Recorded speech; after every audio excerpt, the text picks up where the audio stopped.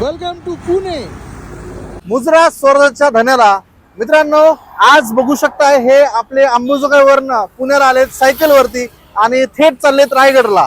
आज हा त्यांचा तिसरा दिवस आहे. हे आहेत संतोष कदम सर आणि हे आहेत आपले शरद सूर्यवंशी सर.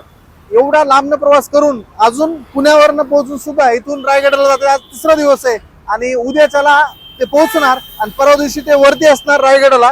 तर त्यांचा एकंदरीत प्रवास आणि त्यांचा कसा अनुभव झालेला आहे गावाकडून, म्हणजे ऑलमोस्ट 300-350 किलोमीटर आहे अंबाजोगाई ते पुणे डिस्टन्स आणि इथनं अजून 130 किलोमीटर ते जाणार आहेत. तर त्यांचा प्रवास आणि त्यांचा आता पुढचा मार्गक्रमण कशा प्रकारे आहे ते सर सांगतील. जय शिवराय मित्रांनो, आम्ही 2 तारखेला आमच्या राईडला सुरुवात केली आणि आज पुण्यामध्ये आमचा हा तिसरा दिवस आहे.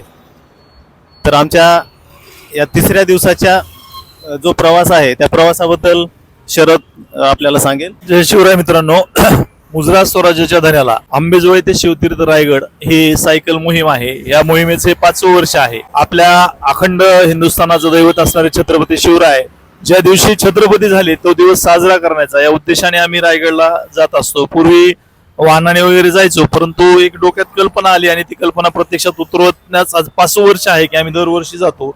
आणि विशेष म्हणजे जात असताना आपल्या अंबेजोगाईकडे येताना वेगवेगळ्या रस्त्यामध्ये मिळणाऱ्या वेगवेगळ्या अनोळखी व्यक्तींशी परिचय करत, त्यांच्याशी मैत्री वाढवत, या सर्व गोष्टी करत करत आम्ही इथं पोहोचतो. आज आमचा तिसरा दिवस आहे. रात्री आम्ही पुण्यामध्ये मुक्कामी होतो. आता इथून आम्ही भुगाव मुळशी मार्गे तामिनी घाटातनं रायगडाकडे प्रस्थान करणार आहोत.